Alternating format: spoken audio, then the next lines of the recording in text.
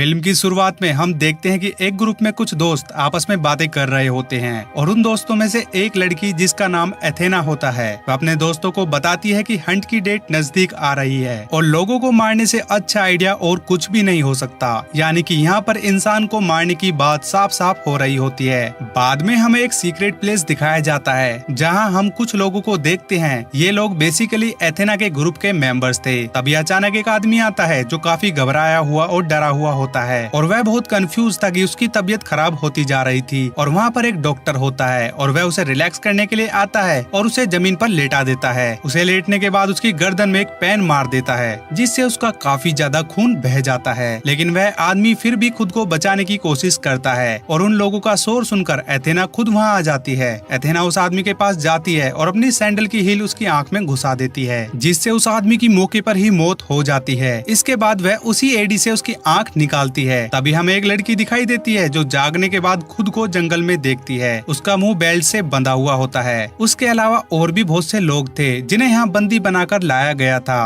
और उस जंगल के पास में खुला एरिया होता है जिसके बिल्कुल बीच में लकड़ी का एक बॉक्स पड़ा था। उनमें से एक आदमी उस बॉक्स को खोलता है। उसमें से एक नन्हा पिग निकलता है। इसके अलावा बॉक्स में कई हथियार थे जो वे सभी ले जाते हैं और उस लड़की को वहाँ एक चाबी मिलती है जिससे उन सभी के मुंह पर बंदी बेल्ट खुल जाती है। कोई उन पर फायरिंग शुरू कर देता है और उस फायरिंग में सबसे पहले वही लड़की ही मरती है। यह फायरिंग किसी और ने नहीं बल्कि एथेना के ग्रुप्स मेंबर्स ने की थी। एक शख्स ने देखा कि फायरिंग बहुत दूर से की जा रही है। एक महिला वहाँ से भागने की कोशिश करती है लेकिन वह एक गड्ढे में गिर जाती है। एक आदमी उसकी मदद के लिए जाता है लेकिन वह देखता है कि वह स्पाइक्स पर गिर गई है। वह उसे कैसी न कैसी बाहर निकाल लेता है और वे दोनों जंगल में भाग जाते हैं। लेकिन उसी समय उस आदमी का पाँव बम के ऊपर रखा जाता है और वहाँ धमाका हो जाता है और वह आदमी ऑन द स्पॉट मर जाता है। लेकिन लड़की फिर से गड्ढे में गिर जाती है। उसी समय एक और आदमी उसकी मदद के लिए आता है लेकिन तब तक उसकी हालत खराब हो चुकी थी क्योंकि उसके शरीर का निचला हिस्सा ब्लास्ट में फट गया था। वह महिला उस आदमी से बंदूक छीन लेती है और खुद को शूट कर लेती है। फिर वह जंगल की ओर दौड़ता है जहाँ उसे 3 लोग मिलते हैं। उन्हें वहाँ तारों की एक लाइन दिखाई देती है। उनमें से 3 उसे आसानी से पार कर जाते हैं लेकिन एक आदमी पीछे छूट जाता है और जब वह उसे पार कर रहा होता है तो कोई उसे पीछे से तीर मार देता है और वह फिर पीछे की तरफ भागता है ताकि वह उन लोगों को मार सके जो उस पर तीर चला रहे होते हैं। लेकिन वह कुछ नहीं कर सकता और उस पर तीर फिर से लगने लगते हैं और तीर लगने की वजह से वह जमीन पर गिर जाता है। तभी उसके पास 2 बम आकर वहीं पर गिरते हैं जो कि फट जाते हैं और उसकी मौके पर ही मौत हो जाती है। बचे हुए 3 लोग एक दुकान में जाते हैं जहाँ उनकी मुलाकात एक आदमी और एक औरत से होती है। वे दोनों पति पत्नी लग रहे थे और दुकान के ओनर होते हैं। बचे हुए 3 आदमी में से 2 आदमी की दुकानदार के साथ बुरी तरह बहस हो जाती है और उनमें से जो फीमेल सर्वाइवल थी वह वहाँ पर रखे खाने को खा लेती है और इस खाने में जहर मिला होता है जिससे उसकी मौत हो जाती है। तभी हम देखते हैं कि उन दोनों शॉपकीपर्स ने नकाब पहन लिया था और पूरे स्टोर में पॉइजन गैस फैला देते हैं जिससे बचे हुए उन दोनों सर्वाइवर की मौत भी हो जाती है। यहाँ पर साफ जाहिर हो जाता है कि वो शॉपकीपर भी एथेना के साथ मिले हुए थे। फिर वे अपनी दुकान की सफाई करने लगते हैं और डेड बॉडी को कहीं छिपा देते हैं। वे अपनी दुकान को ऐसा साफ सुथरा बनाते हैं जैसे यहाँ कुछ हुआ ही नहीं था। वे अपने अगले हंट के लिए तैयार होते हैं। उसी समय क्रिस्टल नाम की एक लड़की आती है जो इस फिल्म की मेन कैरेक्टर होती है। क्रिस्टल उनसे पूछती है कि वह किस जगह पर हैं और वह इस दुकान से सिगरेट भी खरीदती है। जब वह अपना चेंज वापस लेती है तो उसे शॉपकीपर्स पर शक होता है। वह उन्हें बंदूक से मार देती है। बाहर आकर क्रिस्टल एक ट्रक की नंबर प्लेट हटा देती है। इस नंबर प्लेट के पीछे एक और नंबर प्लेट लगी होती है जिससे उसे विश्वास हो जाता है कि जिस लोकेशन के बारे में उसे बताया गया है वह गलत है। वास्तव में वह कोई और ही जगह है। वह खुद भी नहीं जानती और फिर उसे उस ट्रक में बम से जुड़े कुछ तार मिलते हैं जो कि बम से जुड़े हुए होते हैं। उसी समय गैरी नाम का एक आदमी आता है और क्रिस्टल उसे बताती है कि यह ट्रक ब्लास्ट हो सकता है। फिर क्रिस्टल और गैरी वहीं पर चलने लगते हैं। उसी समय उनके पास से एक ट्रेन गुजरती है और क्रिस्टल जल्दी से उस ट्रेन में चढ़ जाती है और देखते ही देखते गैरी भी उस ट्रेन में चढ़ गया था। उन्हें वहाँ और भी लोग मिलते हैं जो रिफ्यूजी लग रहे थे और गैरी भी क्रिस्टल को बताता है कि यह लोग यहाँ सिर्फ गुमराह करने के लिए आए हैं और कुछ भी नहीं। लेकिन क्रिस्टल उसकी बातों पर विश्वास नहीं करती। फिर कुछ दूरी पर जाने पर कुछ सोल्जर्स उस ट्रेन को रोक लेते हैं और सभी को बाहर निकालते हैं। गैरी उन्हें बताता है कि ये रिफ्यूजी नकली है लेकिन कोई उस पर विश्वास नहीं करते और वहाँ से चले जाते हैं। तभी एक आदमी गैरी के पास आता है और कहता है कि आई डोंट थिंक सो कि वे लोग आपकी बातों पर यकीन करने वाले हैं। उसे अंग्रेजी में बातें करते हुए सुनकर गैरी परेशान हो जाता है और फिर वह आदमी उससे कुछ बातें बताता है। वह आदमी बताता है कि मेरे अलावा सभी रिफ्यूजी असली हैं और वह सोल्जर भी असली है लेकिन वह एक एक्टर और हंटर है है और उन लोगों के साथ मिला हुआ है। और इसी बात पर गैरी बहुत गुस्सा हो जाता है और उसे मारने लगता है और तभी वह उसकी पैंट में एक बम डाल देता है और वह टाइम टेबल के अकॉर्डिंग बम को बाहर नहीं निकाल पाता और उसकी मौत हो जाती है। फिर ये सैनिक क्रिस्टल को एक कैंप में ले जाते हैं जहाँ क्रिस्टल एक ऐसे शख्स से मिलती है जो एक कैदी होता है, लेकिन वह किसी तरह भाग गया था। वहाँ एक आदमी उन दोनों को अपने साथ ले जाता है। वह आदमी उन हंटर यानी कि किडनैपर की बहुत तारीफ करने लगता है, जिससे क्रिस्टल को उस पर शक होता है और वह उसे लात मारकर कार से बाहर निकाल देती है। फिर क्रिस्टल उसके ऊपर कार चला देती है और उसका सर कुचल डालती है, जिससे वह वहीं पर मर जाता है। फिर वह आदमी क्रिस्टल को डांटता है कि वह आदमी आखिरी जरिया था जो उन्हें यहाँ से निकाल सकता था, लेकिन जब वे कार की डिग्गी खोलते हैं तो उन्हें वहाँ पर गैरी की लाश मिलती है। उन्हें फिर लगता है कि उन्होंने उस आदमी को मारकर बहुत अच्छा काम किया है, नहीं तो वह भी मारे जाते। वह आदमी क्रिस्टल को बताता है कि यहाँ लाए गए सभी कैदी मारे गए हैं, केवल वे ही दोनों बचे हैं। क्रिस्टल कहती है कि वह उन लोगों को मार डालेगी जिन्होंने उसे यहाँ पर फंसाया है। अपनी बात को साबित करने के लिए वह उसे एक कछुए और खरगोश की कहानी सुनाती है। असल जिंदगी में हमने जो कहानी सुनी है वह उससे बिल्कुल अलग होती है, क्योंकि उसका अंत असली जैसा नहीं है। बाद में हमें वही मैदान दिखाया जाता है जहाँ सभी को बंदी बनाकर लाया गया था। साथ ही उस सीक्रेट लोकेशन को भी दिखाया जाता है और उस जगह हंटर वहाँ मौजूद था जो उनका ट्रेनर था, जिसने उन्हें शिकारी बनाया था। इन सब हंटर की लीडर अथेना थी। वह आदमी और क्रिस्टल भी वहाँ पहुँच जाती है और उस आदमी को पिक का बच्चा वहाँ मिलता है और वह उन लोगों का ध्यान भटकाने के लिए पिक को वहाँ भेजते हैं। तभी क्रिस्टल आती है और एक एक करके वह शिकारी को मार डालती है, लेकिन हंटर का ट्रेनर अभी भी जिंदा होता है और वह क्रिस्टल पर हमला कर देता है और उन दोनों की काफी ज्यादा लड़ाई होती है और क्रिस्टल उस ट्रेनर को मारने में कामयाब हो जाती है। तभी एथेना की कॉल आती है और वह क्रिस्टल को गुमराह और उस आदमी को पता करने के लिए कहती है कि उसने अभी तक क्रिस्टल को मारा है या नहीं। यह सुनकर क्रिस्टल उस आदमी पर भी शक करने लगती है। क्रिस्टल उस आदमी को मौका दिए बगैर कि वह यह साबित कर सके कि एथेना झूठ बोल रही है या सच, वह उसे मार डालती है। फिर क्रिस्टल उस ट्रेनर के पास जाती है जो अभी भी जिंदा था और वास्तव में वह बहुत ज्यादा जख्मी भी था। वह उससे एथेना की लोकेशन पूछती है और एथेना की लोकेशन ले लेने के बाद उसे भी मार देती है। इसके बाद हमें 1 साल बाद का सीन दिखाया जाता है। यहाँ यह भी उजागर होता है कि वे हंटर क्यों बने और उन्होंने यह सब कुछ क्यों किया। फिल्म की शुरुआत में हम एथेना की अपने दोस्त के साथ चैट देखते हैं, जिसमें उसने हंटर के बारे में बात की होती है। यह सिर्फ उन दोनों लोगों का मजाक था, लेकिन क्रिस्टल और उनके द्वारा कैद किए गए 11 लोगों ने उनकी ग्रुप चैट लीक कर दी थी। यही कारण था कि एथेना और उसके साथियों को नौकरी से निकाल दिया गया था। पहले तो उन्होंने शिकार को मजे के रूप में लिया, लेकिन जब उनके साथ कुछ बुरा हुआ तो उन्होंने इसे हकीकत में बदलने का फैसला किया, क्योंकि वे अपना बदला लेना चाहते थे। इसलिए उन्होंने इसमें शामिल लोगों को फंसाने के लिए यह जाल बिछाया। जब क्रिस्टल एथेना के स्थान पर पहुंचती है तो वह देखते कि वह खाना बना रही होती है। वे दोनों आपस में बात करते हैं।